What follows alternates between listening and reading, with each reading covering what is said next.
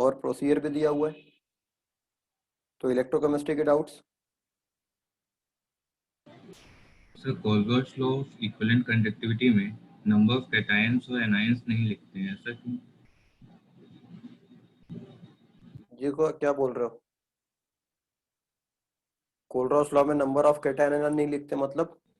Sir equivalent कोलबर्ट्स law से जो equivalent conductivity के लिए होता है सर, उसमें नंबर ऑफ कैटायंस एनायंस नहीं लिखते हैं।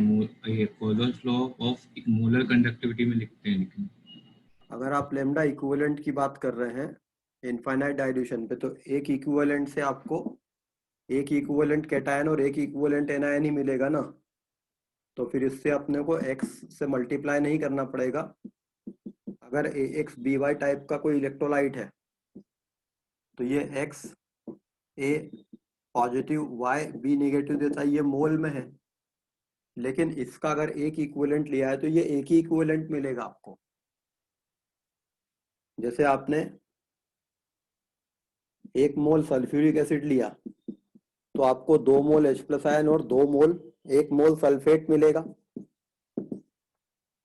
तो molar conductance of sulphuric acid infinite dilution पे जब लिखेंगे तो वो 2 times of molar conductance of H+ ion और molar conductance of sulphate ion लिखाएगा। लेकिन अगर आपने इसको एक इक्विवेलेंट लिया होता, मतलब आधा मोल सल्फ्यूरिक एसिड, तो इसका कंडक्टेंस क्या होगा? इक्विवेलेंट कंडक्टेंस, एक इक्विवेलेंट है क्योंकि ये, और ये एक इक्विवेलेंट H+ आयन ही तो दे रहा है। तो इसमें ये x और ये y से नहीं मल्टीप्लाई करना पड़ता है। तो equivalent conductance of cation plus equivalent conductance of anion will be equivalent conductance of that electrolyte. Molar conductance में आपको नंबर ऑफ मोल से मल्टीप्लाई करना पड़ता है जो कैटायन एनायन के मिलते हैं।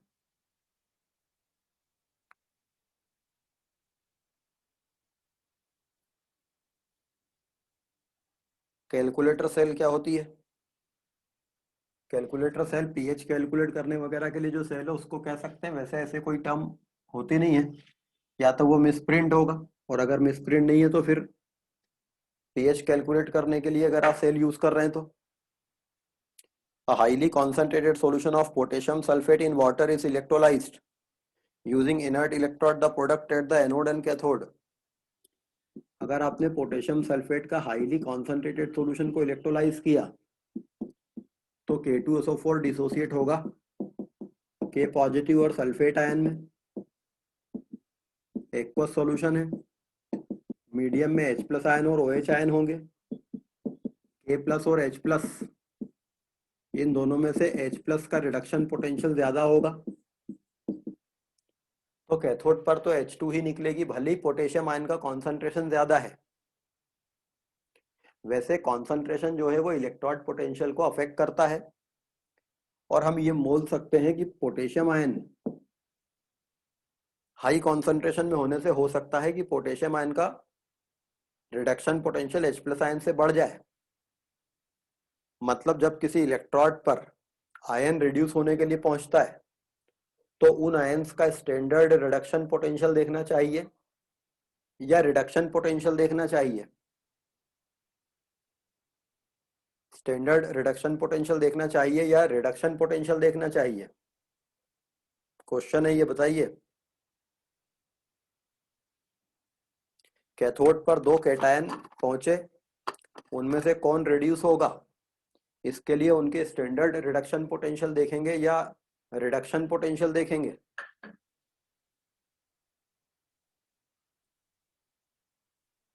Standard reduction potential. बिल्कुल गलत जवाब। अगर वो आयन वहां पे पहुंचे हैं और अपने यूनिट कॉन्सेंट्रेशन पे नहीं है, अगर वो आयन यहाँ पहुंचा है और अपने यूनिट कॉन्सेंट्रेशन पे नहीं है तो इसका रिडक्शन पोटेंशियल अलग होगा। तो हमें आयन का रिडक्शन पोटेंशियल देखना चाहिए, ना कि उसका स्टैंडर्ड रिडक्शन पोटेंशियल।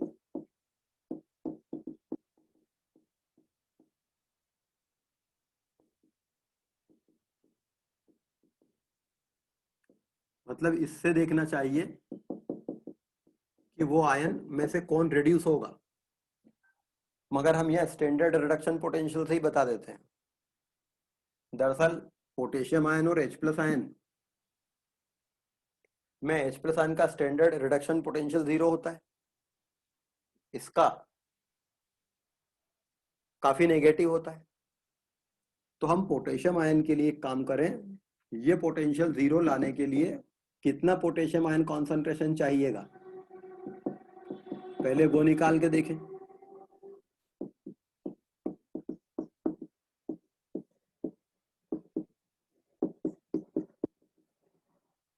तो ये पोटेशियम आयन कॉन्सेंट्रेशन बहुत ज्यादा आएगा, तब जाके वो हाइड्रोजन को सुपरसीड करेगा और रिड्यूस हो पाएगा। तो ऐसा प्रैक्टिकली पॉसिबल नहीं है, इसलिए हम H+ आयन की तुलना में सोडियम आयन, पोटेशियम आयन, मतलब जो अल्कली मेटल आयन होते हैं, उनसे स्टैंडर्ड पोटेंशियल देखकर ही आंसर दे देते हैं।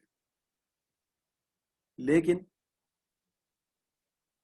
ये जो सल्फेट आयन और OH आयन, ये दोनों पहुंचे हैं एनोड पर, इन दोनों में डिस्चार्ज पोटेंशियल OH आयन का कम रहता है, तो कायदे से OH आयन को डिस्चार्ज होना चाहिए।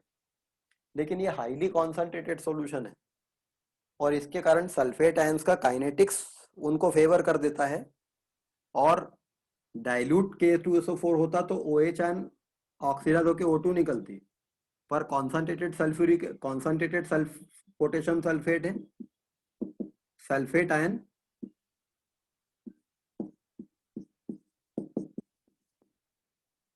ऑक्सीडाइज होकर H2O8 बना लेंगे, और ये H2O8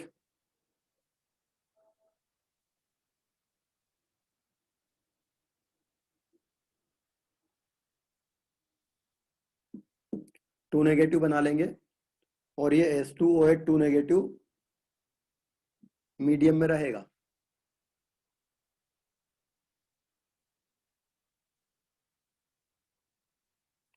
बाद में ये वाटर से H2S2O8 परऑक्सो डाइसल्फ्यूरिक एसिड बन जाएगा मीडियम में, और नहीं तो फिर ये मीडियम में आपको K2S2O8 के फॉर्म में मिलेगा।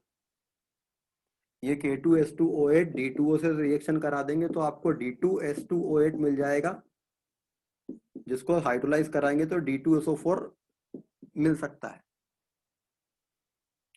तो आपने जो क्वेश्चन पूछा है कि highly concentrated potassium sulphate solution का इलेक्ट्रोलिसिस कराएंगे तो कैथोड पर हाइड्रोजन गैस निकलेगी, एनोड पर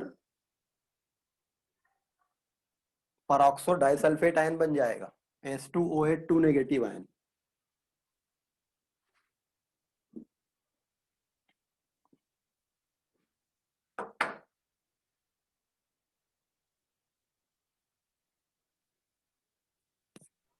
सर ये जो हाईली कंसंट्रेटेड का केस है, सर इसमें कैटायंस के लिए सिर्फ एल्कली मेटल्स के लिए बस ऐसा करेंगे कि किसी भी कैटायन के लिए देखेंगे?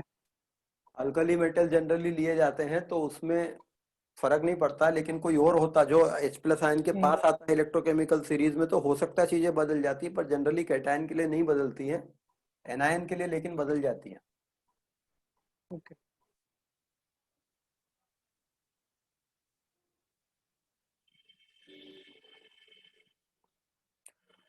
अब 0.5 litre of 0.6 molar 0.5 litre of 0.6 molar solution of SnSO4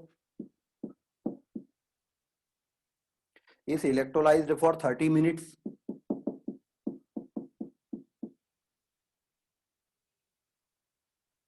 Then what is the final concentration of Sn2 plus remaining in the solution? Atomic mass of tin is 119.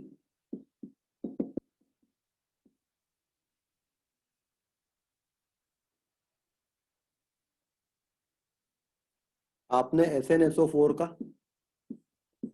Aqueous solution electrolysed किया, aqueous solution है इसलिए medium में H+ ion भी होंगे, Sn2 plus और H+ ion ये दोनों पहुंचेंगे। टिन की +2 ऑक्सीडेशन स्टेट के कंपैरिजन में टिन की +4 ऑक्सीडेशन स्टेट ज्यादा स्टेबल होती है।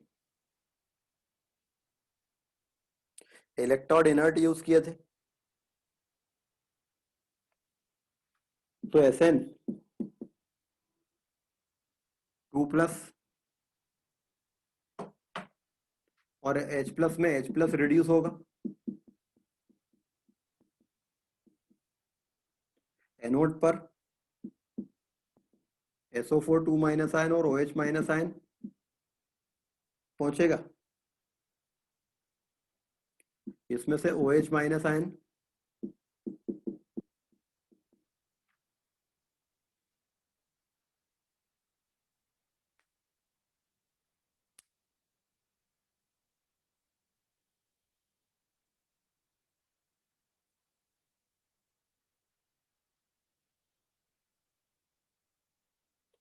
आपने SN2 प्लस आयन का सॉल्यूशन लिया है, मीडियम में SN2 प्लस आयन है, ऑक्सीडाइज भी हो सकते हैं ये,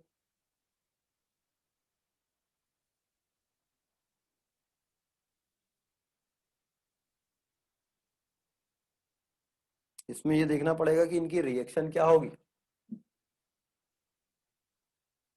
SN2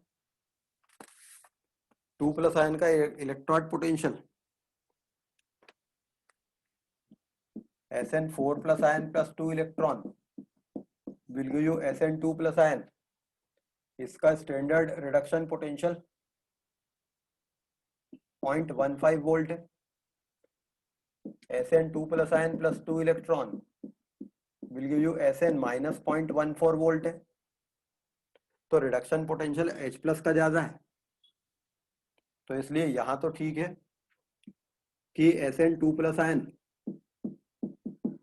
और H प्लस आयन में H प्लस आयन रिड्यूस होगा,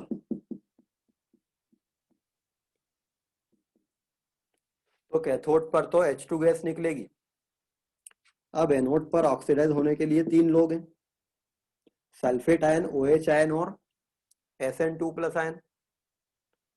SN2 प्लस आयन का SN4 प्लस आयन में ऑक्सीडाइज होना का ऑक्सीडेशन पोटेंशियल माइनस 0.15 वोल्ट होगा। अभी इसको हमको कंपेयर करना पड़ेगा OH और सल्फेट से।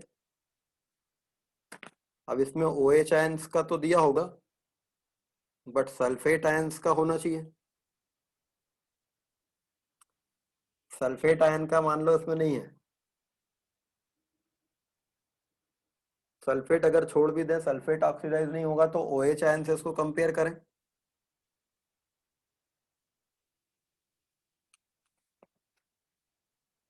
हेमान शहजाद, इसका आंसर क्या दिया हुआ है?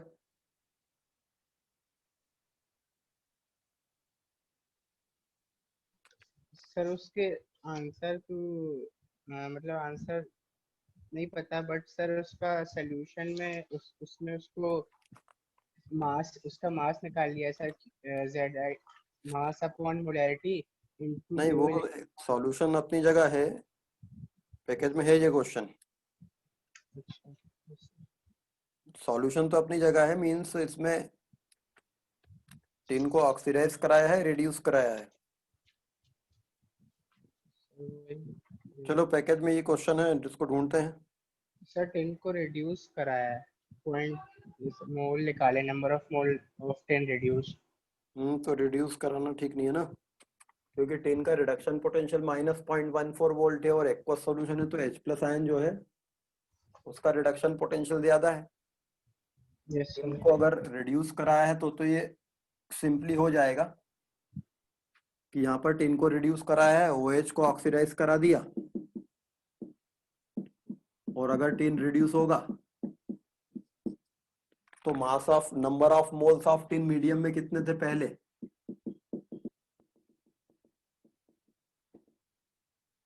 Number of moles of tin initially कितने थे? Molarity into volume in litre, number of moles of tin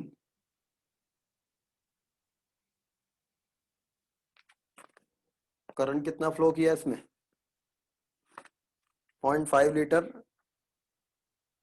इस इलेक्ट्रोलाइज पर 30 minute using 4.6 ampere of current, तो चार्ज निकाल लेंगे I इंटू टी अपॉन 96500 करेंगे तो ये नंबर ऑफ फेराडे आ जाएंगे, जो कि number of mole of electron के बराबर होंगे, और जितने मोल इलेक्ट्रॉन फ्लो होंगे number of mole of tin deposit होगा number of mole of electron का आधा। तो इतना टिन डिपॉजिट हो जाएगा, उसमें से इसमें से घटा देंगे, बचे टिन के मोल आ जाएंगे मीडियम में, तो कॉन्सेंट्रेशन निकाल लेंगे वहां से।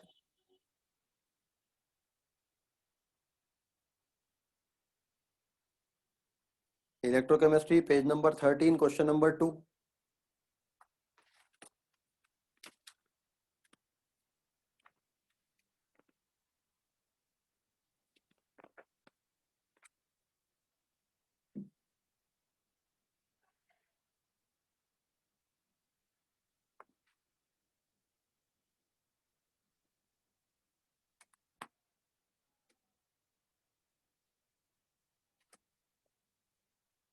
The specific conductance of a saturated solution of AgCl after subtracting the specific conductance of water is 2.28 into 10 to the power minus 4 Simon per meter. Calculate the solubility of AgCl in gram per liter. At this temperature, the molar ionic conductances of silver ion and chloride ion are 73.3 into 10 to the power minus 4 and 65 into 10 to the power minus 4 Simon meter square per mole. Silver ion और chloride ion के molar ionic conductance दे रखे हैं, तो according to Kohlrausch law lambda M infinity of AgCl इन दोनों का sum हो जाएगा 73.3 plus 65 into 10 to the power minus 4 siemens metre square per mole. AgCl के एक सैचुरेटेड सॉल्यूशन को इनफाइनाइटली डाइल्यूट माने तो लैम्डा एम इंफिनिटी के बराबर आएगा। Lambda infinity of AgCl is equal to kappa into 10 to the power minus 3 upon solubility. तो solubility आ जाएगी kappa into 10 to the power minus 3 upon lambda M infinity. आप इसको 1000 रख के कर रहे होगे, बट ये तो CGS यूनिट सिस्टम की वैल्यूज दे रखी हैं, तो सॉल्युबिलिटी आ जाएगी कप्पा दे रखा 2.28 into 10 to the power minus 4 into 10 to the power minus 3 upon lambda M infinity.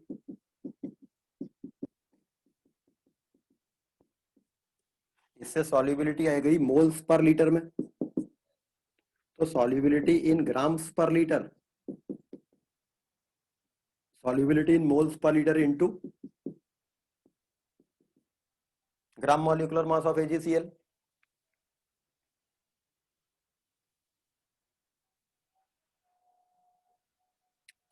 What is electromigration? Exercise 2 question number 9।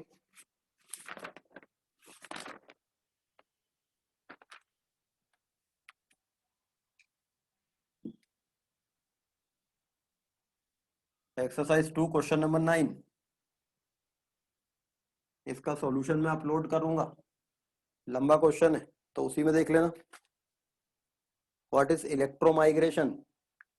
किसी इलेक्ट्रोड की तरफ किसी आयन का जाना।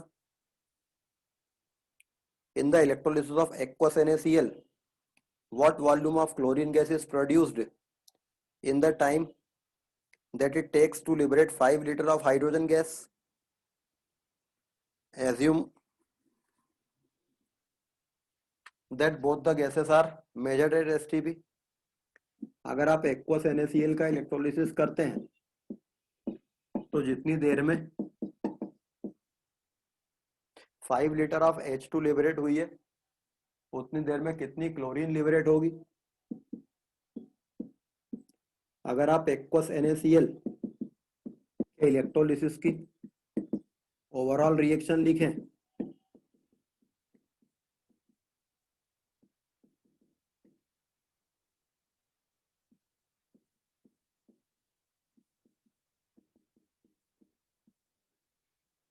एक्वस NaCl के इलेक्ट्रोलिसिस की ओवरऑल रिएक्शन ये होगी।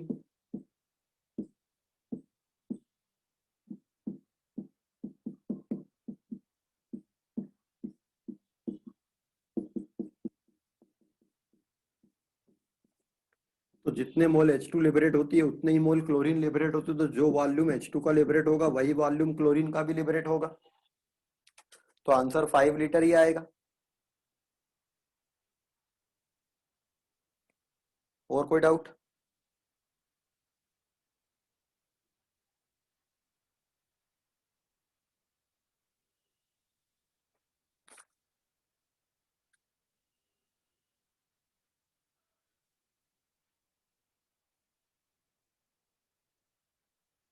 What is transport number? The fraction of charge carried by an ion is called its transport number.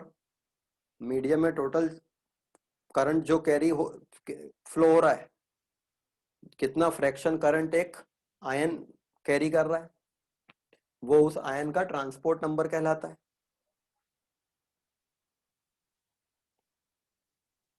और कोई डाउट?